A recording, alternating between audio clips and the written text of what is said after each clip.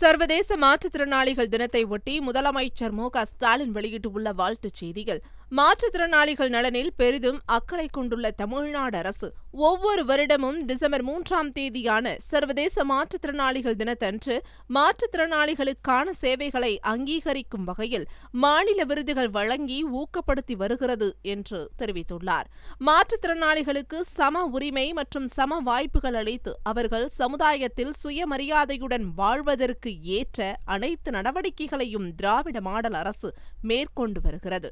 ஆண்டுதோறும் இந்நாளில் ஐக்கிய நாடுகள் சபையின் மூலம் முக்கிய உறுதிமொழி வெளியிடப்பட்டு வருகிறது. அதன்படி நடப்பு ஆண்டில் மாற்றுத்திறனாளிகளை உள்ளடக்கிய சமுதாயம் வளர சமூக ஏற்றம் மலரும் என அறிவித்துள்ளது. இதனை அடிப்படையாக கொண்டே இவ்வரசும் பல்வேறு நடவடிக்கைகள் மேற்கொண்டு வருகிறது.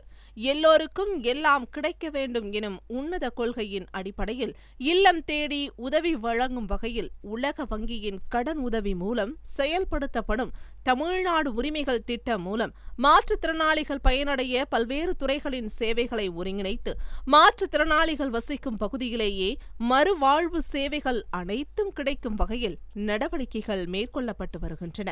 மாற்றுத்திறனாளிகள் தேவைகளை கணக்கெடுப்பின் மூலம் கண்டறிந்து பயனாளிகளுக்கு வயது மற்றும் உடல் நலத்திற்கு ஏற்ற சிகிச்சைகள் மற்றும் விருப்பத்திற்கு ஏற்ற நவீன உதவி உபகரணங்களை தன்னிறைவு ஏதும் வகையில் அளித்து மாற்றுத்திறனாளிகள் பிறரை சாராமல் தன்னம்பிக்கையுடனும் சுயமரியாதையுடனும் வாழ்வதற்கு தேவையான அனைத்து நடவடிக்கைகளையும் இவ்வரசு மேற்கொண்டு வருகின்றது. மேலும் மாற்றுத்திறனாளிகள் வாழ்வாதார மேம்பாட்டிற்கான பராமரிப்பு உதவித்தொகை வழங்கியும் அவர்களின் அடிப்படை தேவைகளை நிறைவேற்றும் வகையில் நகர்ப்புறம் மற்றும் கிராமங்களில் வீட்டு மனைகள் மற்றும் வீடுகளை ஒதுக்கியும் மாற்றுத்திறனாளிகள் வாழ்க்கையில் ஏற்றம் காண சமுதாயத்தை உருவாக்கும் நடவடிக்கைகளையும் இவ்வரசு மேற்கொண்டு வருகிறது.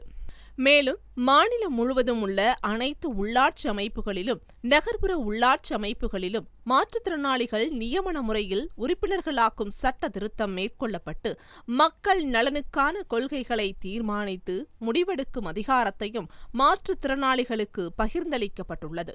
இவ்வாறாக மாற்றுத்திறனாளிகளையும் உள்ளடக்கிய சமுதாயத்தை உருவாக்கி அவர்களின் வாழ்வு மென்மேலும் ஒளிமயமாக திகழ நாம் அனைவரும் பாடுபடுவோம் என்று முதலமைச்சர் மு.க.ஸ்டாலின் தெரிவித்துள்ளார்.